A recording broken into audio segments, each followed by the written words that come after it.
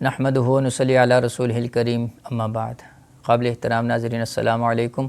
عید الاضحیٰ قریب ہے اور عید الاضحیٰ کے حوالے سے عام طور پر یہ لوگوں کے اندر مشہور ہے کہ آپ صلی اللہ علیہ وآلہ وسلم قربانی کے گوشت میں سے ابتداً کلیجی جو ہے وہ تناول فرماتے تھے، تو اور لوگ اس کو سنت قرار دیتے ہیں اور سنت سمجھتے ہیں۔ تو اس بارے کے اندر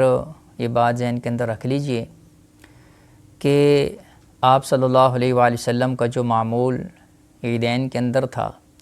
عید الفطر کے اندر آپ صلی اللہ علیہ وآلہ وسلم ہمیشہ نماز پڑھانے سے عیدگاہ جانے سے پہلے میٹھی چیز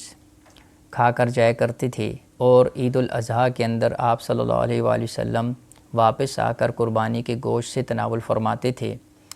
اتنی بات تو احادیث سے ثابت ہے اور اس پر کئی زیادہ جو ہے احادیث موجود ہیں۔ البتہ کلیجی کے حوالے سے ایک روایت ذخیرہ حدیث کے اندر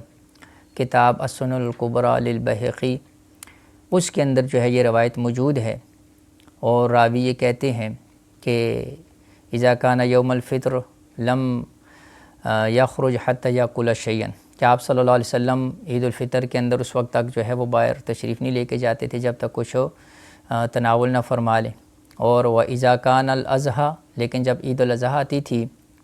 تو لم یاکل شیئا حتی یرجع، تو آپ صلی اللہ علیہ وآلہ وسلم واپس آنے تک جو ہے کچھ نوش نہیں فرماتے تھے۔ وَكَانَ إِذَا رَجَعَ، لیکن جب آپ علیہ السلام واپس آتے تھے أَكَلَ مِنْ كَبِدِ أُضْحِيَتِهِ، تو آپ صلی اللہ علیہ وآلہ وسلم قربانی کے جو جانور کا گوشت ہے اس کی کلیجی جو ہے وہ آپ علیہ السلام تناول فرمائے۔ تو یہ ایک حدیث ہے جس کے اندر یہ بات آئی ہے کہ آپ علیہ السلام نے قربانی کے گوشت سے جو ہے وہ کلیجی کھائی ہے۔ اب اس جو حدیث ہے، اس کی روایت، اس کی سند، اس کی جو سند ہے اس کے اوپر جو علماء نے کلام کیا ہے، یعنی اس کو حدیث کو ضعیف قرار دیا ہے۔ لہٰذا اب اگر کوئی بندہ حضور علیہ السلام کی اتباع کی نیت سے کلیجی سے ابتدا کرتا ہے تو درست ہے اور استحباب کے درجے کے اندر ہے، لیکن اس کو مستقل سنت قرار دینا یا اس کو سنت سمجھنا جو ہے یہ درست نہیں ہے۔ اور اس کے علاوہ اگر کسی بندے کو